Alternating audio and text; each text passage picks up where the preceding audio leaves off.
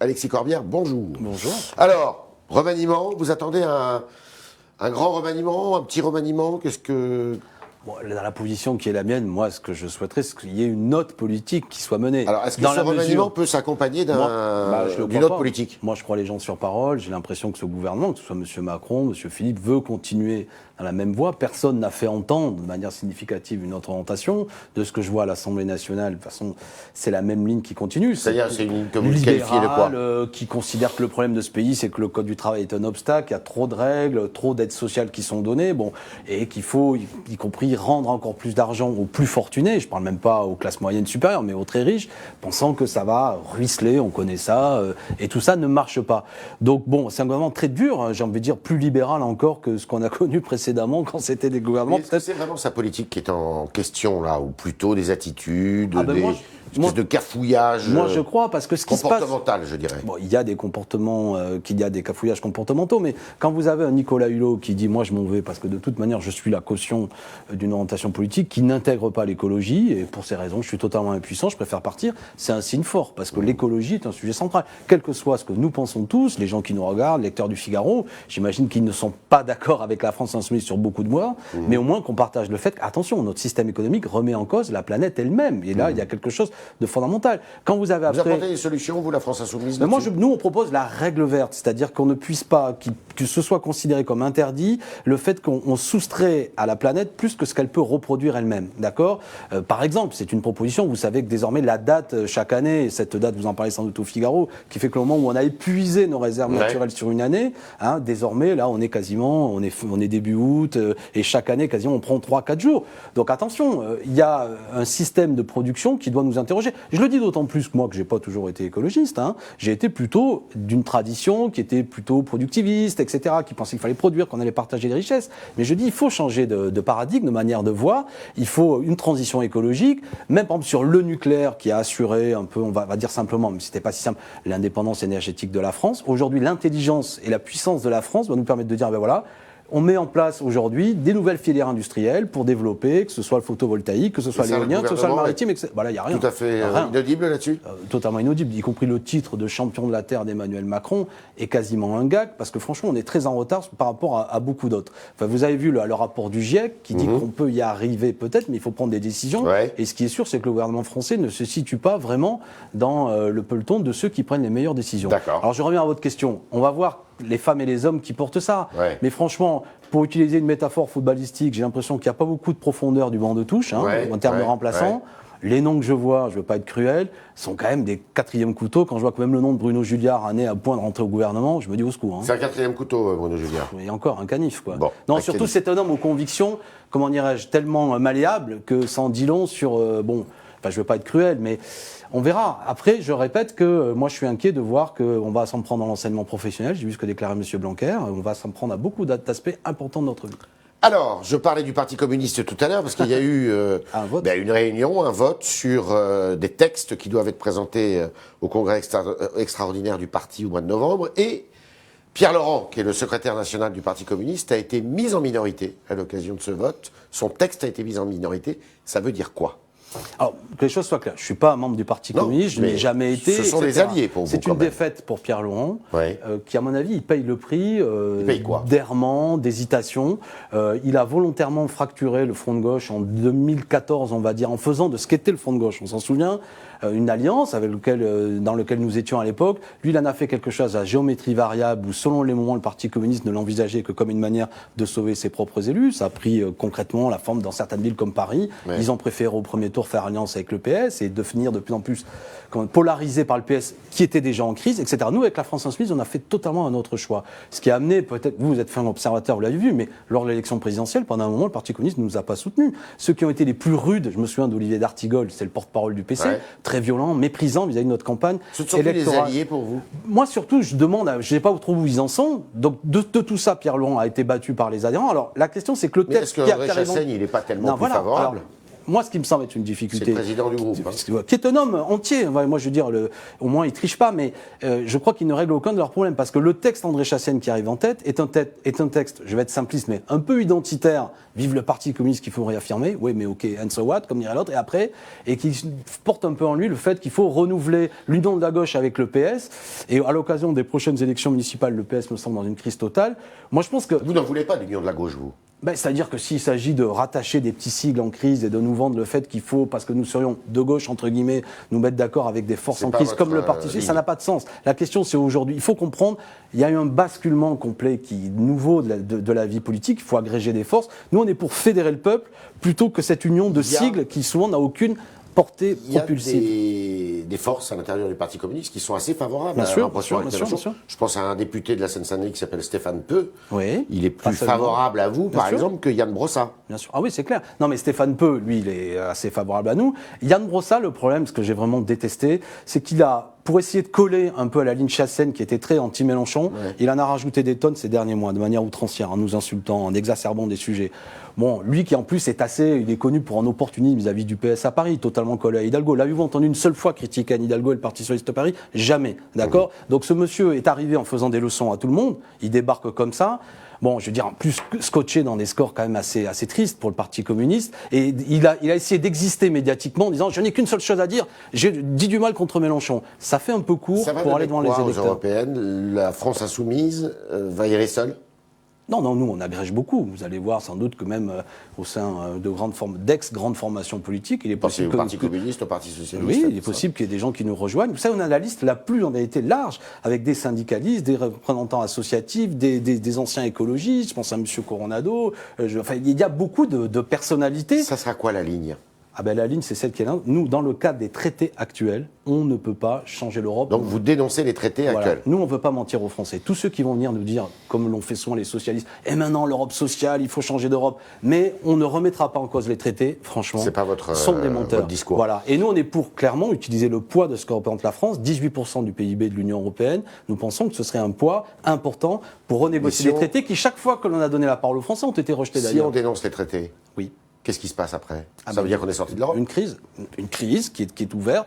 C'est pas qu'on sort de l'Europe. L'Union européenne sans la France n'existe pas. L'Union européenne sans la France, ça n'existe plus. Donc nous pensons qu'il y aurait un poids. Mais si on dirigeait le pays, que les choses soient claires, c'est peut-être pas les élections européennes qui vont régler tout ça. Les élections européennes doivent être l'occasion d'exprimer une orientation critique, selon nous, mais pas une critique xénophobe comme certains le portent. Il faut sortir de l'alternative, soit libéraux, soit xénophobes. Nous, on peut faire entendre une voix. Et après, c'est aussi l'occasion. Parce que, vous savez, il faut être très concret vis-à-vis des gens. Quand, par exemple, il y a une réforme des retraites qui se prépare, qui souvent est impulsée par la Commission européenne, nous disions il y a un lien entre la politique de Macron et ces élections européennes, on peut, dans un même bulletin, le bulletin 2 en 1, dire non à Macron, non à l'Union européenne libérale. On a senti quand même que sur des sujets, à l'intérieur de la France insoumise, les discours n'étaient pas tous les mêmes. Oui. Sur l'immigration, notamment. Oui. Le discours de Jean-Luc Mélenchon dit « Moi, je ne suis pas hostile à l'immigration, mais l'immigration, attention, il ne faut pas que ça fasse augmenter les salaires, ou baisser les salaires plutôt, au contraire, baisser les salaires et que ça prenne l'emploi des nationaux. » C'est pas ça que nous avons exprimé. Ce que nous disons, ce qui me semble être, parce que j'ai cherché moi aussi à comprendre, au-delà de l'aspect politicien que j'ai dénoncé tout à l'heure, je ne vais pas y revenir de certains. Nous pensons qu'il faut aussi aller à la racine des problèmes. On ne peut pas être indifférent devant le fait qu'il y a des millions de gens, 258 millions de gens selon l'ONU ou différents organismes internationaux qui aujourd'hui sont sur les routes en raison des dérèglements climatiques, des guerres, notamment des traités de libre-échange qui ont fiché à bas des économies. Et il faut se poser le problème, est-ce que les gens ne doivent plus fuir leur pays parce qu'ils sont contraints au risque de leur vie? D'accord? Ça, si. Donc il faut à la fois le droit d'asile. J'imagine que personne, quelle que soit sa position sur l'immigration, ne souhaite voir des pauvres des pauvres gens mourir dans la Méditerranée. Ça suffit. Cette mer qui a été un berceau en plus de notre civilisation ne doit pas être un gigantesque tombeau. Donc moi, je salue le travail que fait l'Aquarius, Monsieur Vallat. Franchement, il faut arrêter de les montrer du doigt et de considérer qu'ils seraient responsables de la situation. Ils n'instrumentalisent pas justement la misère des migrants? Attendez, non. Même vous, je veux dire, quelle que soit l'opinion, même ceux qui nous regardent au Figaro, je sais bien qu'ils ont des accords avec moi, mais vous n'accepteriez pas que 70 personnes, 200 personnes meurent au sein de la Méditerranée. C'est une question, y compris de règles de la maritime depuis toujours. Et une fois qu'on a posé ce débat-là, évidemment, qu'on est face à un problème particulier et qu'il faut prendre notre part, qu'il ne faut pas que les travailleurs étrangers servent aussi à faire baisser les salaires. C'est la raison pour laquelle, par exemple, nous demandons l'abrogation de la directive des travailleurs détachés, qui sert trop souvent de prétexte à des employeurs d'embaucher des gens, notamment parfois d'autres pays de l'Union européenne, et de les payer moins cher parce qu'ils ils répondent pas aux mêmes conventions collectives. Bon, donc on est pour l'égalité des droits. Ça a toujours été notre tradition, ça. Mais une fois qu'on a dit ça, nous, quand on dit qu'il faut aussi se poser la question des causes, des gens disent « Ah non, il ne faut pas s'interroger sur les causes. Il y aura toujours des migrations. » Mais oui, il y aura toujours des migrations. Mais là, quand même, il y a un phénomène... Donc il faut aider davantage les pays de départ. Je crois. Il faut arrêter les traités de libre-échange, notamment, qui ont fiché à bas des économies. Écoutez, moi, je reviens du Mali. Je suis allé dans une mission parlementaire voir nos troupes dans le cadre de la mission Barkhane, Mali et Niger. Quand vous avez une discussion où on vous dit que... C'est-à-dire que Montreuil est une des premières villes maliennes. Oui, mais bon, là, en l'occurrence, c'est une coïncidence. Mais il y a beaucoup de Maliens aussi à Montreuil. De Caille. Voilà. Quand on vous dit que certains États... En l'occurrence, c'est un des deux États que j'ai cités. En l'occurrence, le Mali, je vais le dire, est quasiment dans une situation de faillite, d'absence de contrôle de régions entières, de toute la région nord du pays. Et que vous avez des milliers de gens, des centaines de milliers qui fuient, etc., avec des migrations souvent internes à l'Afrique. Mais on doit, nous, se poser la question de comment, premièrement, peut-être essayer de comprendre la responsabilité qu'on peut avoir nous aussi dans la destruction de ces États, et puis comment on aide sur le plan international à la reconstruction de pays. Bon, est-ce que quand j'ai dit ça, je suis hostile, est-ce que j'ai exprimé une position qui doit amener aux insultes que j'ai vues? C'est absurde. Et pour terminer, vis-à-vis de l'Allemagne, attention, le mouvement Aufstehen, il faut le lire avec précision. Beaucoup de sottises ont été racontées. À ma connaissance, ça n'est pas un mouvement anti-migrant. Moi, j'ai lu leur manifeste, je l'ai fait traduire en français. Il n'y a pas une seule fois la question de l'immigration qui est posée. Donc, vous voyez, on a exercé. C'est Macron qui veut fabriquer un faux agenda. En gros, les progressistes et les xénophobes. Et choisis ton camp, camarade, Macron ou Salvini. Nous, on va choisir autre chose, le camp du peuple. Vous allez à la conquête des quartiers, je l'ai dit en introduction, puisque vous allez avoir une grande réunion mi-novembre. Et alors, Éric Coquerel, qui était dans un quartier ce week-end, disait c'est là où les 600 000 voix qui ont manqué à Jean-Luc Mélenchon pour être présent au deuxième tour nous ont manqué. Oui, c'est les voix des quartiers qui vous ont manqué? Non, c'est des voix populaires. De toute façon, on ne pourra gagner que si on fait reculer l'abstention, si on fait participer le citoyen. Et nous, les quartiers, vous y alliez pas déjà dans les quartiers? Mais moi, j'y habite. Je veux dire, j'habite la Seine-Saint-Denis, j'habite Bagnolet. Donc, de toute manière, le problème, moi, mes enfants vont à l'école à Bagnolet. Non, la question, c'est comment, surtout, qu'on comprenne comment on fait émerger toute une série de gens, d'associations. Moi, je pense dernièrement dans un quartier, la Capsulerie, des gens sont auto-organisés pour le problème des ascenseurs. C'est où ça? La Capsulerie, c'est un quartier à Bagnolet, gros quartier qui fait souvent parler de lui parce qu'il y a du trafic de drogue, il y a eu des violences dernièrement. Vous voyez, la réponse à la fois, moi j'ai demandé d'ailleurs à Gérard Collomb qu'il y ait des moyens supplémentaires de la police, il m'avait répondu par un courrier, tout va bien. Parce que je dis ça parce que j'ai lu l'autre jour, il dit il y a des problèmes. Enfin, quand moi je lui écris parce que je souhaiterais un commissariat de plein exercice dans le quartier, il m'envoie promener, mais les gens ils se mobilisent parce que les ascenseurs ne fonctionnent pas, parce que l'école souvent a des problèmes, parce que le centre de quartier il est fermé, etc.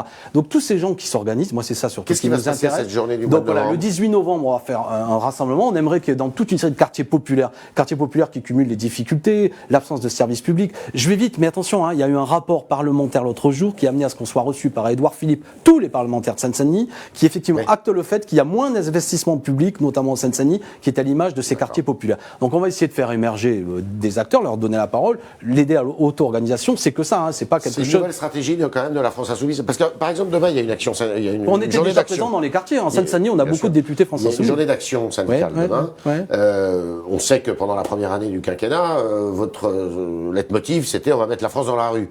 Vous allez y participer à cette journée d'action syndicale? Demain, c'est une journée syndicale, mais j'y serai dans mon rôle. C'est plus votre objectif de mettre la France dans la rue? Mais pourquoi? Non, mais attendez. Parce que ça n'a pas marché, en fait. Dans la rue, en soi, c'est qu'un moyen, c'est pas un réponse. Moi, je souhaite diriger le pays, je souhaite apporter des réponses aux gens, je souhaite que la souffrance sociale soit... Vous souhaitez diriger le pays? Vous souhaitez que Jean-Luc Mélenchon soit président de la République, par exemple? Je pense que c'est nécessaire pour le pays. Je veux dire, et les organisations syndicales font leur boulot. Nous, on cherche à conquérir le pouvoir, à convaincre la majorité de ce pays qu'une autre politique est possible, plus écologique, plus sociale. Passer en 6e République, ça suffit. Cette 5e République qui étouffe, qui met le citoyen à distance, qui amène ces histoires de Benalla, dans lequel, parce que tu es proche du président, tu peux te permettre tout et n'importe quoi. Donc, et qui est une distorsion de la représentation de ce que pense notre pays par rapport à la représentation nationale. Beaucoup de chantiers, voilà, sur qu'on travaille, mais demain, il faut manifester.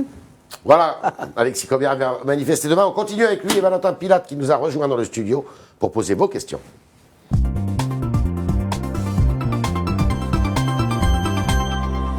Bonjour. Bonjour Yves, bonjour Alexis Corbière. Bonjour, vous allez bien? Ça va bien. Une question de Martine qui aimerait savoir ce que vous faites concrètement dans votre circonscription. Là, en sortant du Figaro par exemple, quel dossier sur la table?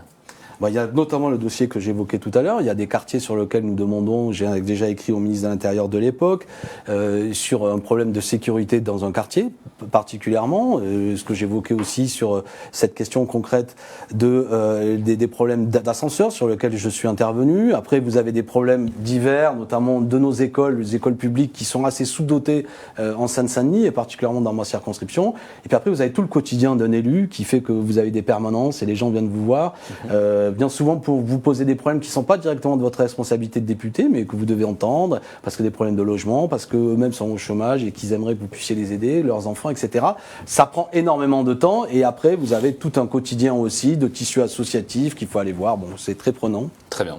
Une question de Ramzi. Si le président de la République proposait à votre mouvement, la France Insoumise, un gouvernement d'unité nationale, est-ce que vous l'accepteriez ? Non, mais ça n'existe pas. Le problème aujourd'hui, la question c'est qu'est-ce qu'on fait ? Moi, on ne fait pas ça pour avoir quelques ministres. Le problème d'un gouvernement d'unité nationale, c'est sur quelle orientation ? Pourquoi faire ? À qui on va faire croire ? Moi, je respecte les gens, que M. Bruno Le Maire, M. Jean-Luc Mélenchon et je ne sais pas qui vont mener une politique qui serait cohérente. Au bout d'un moment, les Français, il faut qu'ils aient le choix. D'accord, un choix. Et d'ailleurs, il me semble que la force de M. Macron était qu'il voulait être l'homme de la rupture. Et en fait, le problème, c'est qu'un an plus tard, on s'aperçoit qu'il est l'homme d'une continuité. Mais moi, je suis pour que la démocratie, moi, je suis un homme entier. Sans doute que peut-être certains qui me regardent se disent, je suis pas d'accord avec lui, mais je dis des choses et dans les urnes, vous choisissez. Le pire, c'est que quand tu votes pour un truc et qu'en fait, tu as autre chose. C'est comme quand on achète un produit. Quoi. Alors, beaucoup d'internautes sur Facebook, comme sur le Figaro.fr, là, qui nous regardent actuellement, considèrent, comme JM, que les élus de la France Insoumise, au final, seraient bien à la peine pour gouverner la France, je le cite, et qu'au final, vous êtes juste expert à critiquer en permanence certains élus. J'ajouterais juste le commentaire de Pouce. Pas assez constructif, en fait. Pas assez constructif. Je rajoute juste le commentaire de Pouce, qu'au final, voilà, il ne s'agit que de commentaires rageux et au final... Est-ce que vous comprenez ce sentiment ? Oui, bien sûr, non, je le comprends. Alors, premièrement, après, on peut toujours être meilleur. Hein. Peut-être que... Ouais. Bon, je les invite quand même à voir ce qu'on fait à l'Assemblée nationale. Nous sommes ceux qui déposons le plus d'amendements, qui font le plus d'interventions sur le fond. Après, il y a un format aujourd'hui médiatique qui fait que souvent, effectivement, on est invité à réagir. Et c'est un peu le clash, un peu la fabrication, souvent les chaînes d'infos. Alors, c'est vrai que souvent, on nous invite et que nous-mêmes, on fait entendre une voix d'opposition populaire à Emmanuel Macron. Mais quand même, on a eu un programme quand même extrêmement fourni qui s'appelait l'Avenir en commun. Et on fait un gros boulot à l'Assemblée nationale, on a une forte présence. J'invite, je ne sais pas quel est le prénom de cet auditeur, que JM, qu'il aille voir ce qu'on fait. Nous faisons beaucoup de propositions, que ce soit en termes de réforme institutionnelle, que ce soit sur les questions écologiques, que ce soit sur les questions sociales. Que JM regarde ça, peut-être après que c'est pas assez vu, peut-être qu'après on fait pas assez de boulot. Là, je reviens à la question tout à l'heure, que fait le député Alexis Corbière ? Il est à la fois dans sa circonscription, mais il est aussi à l'Assemblée nationale. C'est une tension de député parce que quand tu es en circonscription et que tu n'es pas à l'Assemblée, les gens vont dire mais tu fiches pas les pieds à l'Assemblée nationale. Et quand tu es à l'Assemblée et que tu es un peu moins dans ta circonscription, des fois les copains te disent mais ça fait une semaine que je t'ai pas vu. Pardon ? Moi j'y habite, alors bon, mais j'essaie quand même d'avoir 2 grosses journées plus le week-end où on est sur les marchés. Uniquement la circonscription. Voilà, se promener sur les marchés, faire des initiatives. Olivier, j'aimerais que vous reveniez sur la 6ème République. Sa question est la suivante. Que va apporter cette fameuse 6ème République, si ce n'est qu'un tour de passe-passe pour nous faire rêver ? C'est sa question. Ouais. Alors, d'abord, c'est la méthode. C'est-à-dire, moi, je veux convoquer une assemblée constituante, qu'on ait un grand débat constituant, que Olivier, moi-même, on va élire des députés constituants selon les propositions. Qu'est-ce que c'est qu'on veut ? Ça, c'est important, parce que dans ce débat, on va se refonder comme peuple. On va décider quelles sont les règles que l'on veut se donner. D'accord ? Mais comment ne pas revenir à la 4e, il y avait une instabilité mais la 4e, permanente. mais alors arrêtons de critiquer la 4e, qui a mis en place la sécurité sociale, qui a mis en place beaucoup de réformes. Mais sur le plan politique, il y avait une instabilité chronique. Non, mais attendez, on est dans l'instabilité aujourd'hui. Vous croyez que c'est pas instable, la situation ? Vous croyez pas que quand il y a la moitié des gens s'abstiennent aux élections législatives, quand Édouard Philippe ne soutenait même pas M. Macron, se retrouve à la tête du pays, l'électeur qui a voté Macron, il n'a pas voté Édouard Philippe. Enfin, on est quand même dans un problème, une situation un peu bizarre. Je veux prendre à contre-pied. Vous trouvez normal qu'une formation comme le Front National, qui va au second tour de l'élection présidentielle, soit quasiment pas représentée à l'Assemblée nationale ? Vous trouvez normal que la France Insoumise, qui fait plus de voix que le PS, a 17 députés, alors que les socialistes en ont 35 ? Enfin, c'est bizarre ce système qui donne une prime à la République en marche majoritaire. Ce système n'est pas bon parce que ce qu'il porte en lui. Vous approuverez les 15% de proportionnel qui devraient être introduits ? C'est peanuts. Moi, ce contre quoi je suis, c'est Vous êtes cette pour idée. une proportionnelle intégrale ? Plutôt. Mais ce contre quoi je suis, c'est cette idée que ça va aller mieux en passant de 577 à 400 députés. Comme je suis pas idiot, je sais bien que démagogiquement, certains vont dire, de toute façon, les députés ne foutent rien, sont trop payés, on n'a qu'à les virer. Bon. Mais attention, premièrement, notre pays avait 577 députés lors de la mise en place de la 5e République en 58. Il y avait 40 millions d'habitants. Aujourd'hui, il y a 66 millions. Il faudrait avoir moins de députés. Il faudrait être le pays d'Europe qui a le moins de députés par rapport au nombre d'habitants. Qu'est-ce que le citoyen y gagne ? Et je termine pour revenir à la question. Moi, je suis pour une 6e République avec des droits nouveaux pour les citoyens, notamment le droit de révoquer les élus en cours de mandat, qui crée un cercle vertueux. C'est une proposition. Voilà, c'est une proposition qui avait déjà été formulée Bien sûr, d'ailleurs par oui, Jean-Luc un Mélenchon classique. pendant la présidentielle. Merci Alexis Corbière Merci de la de France l'invitation. Insoumise, député de la Seine-Saint-Denis. Merci pour vos réponses à toutes nos questions. Merci Valentin Pilate de nous avoir merci fait le traducteur de toutes les questions de nos internautes. Et à demain pour de nouvelles aventures.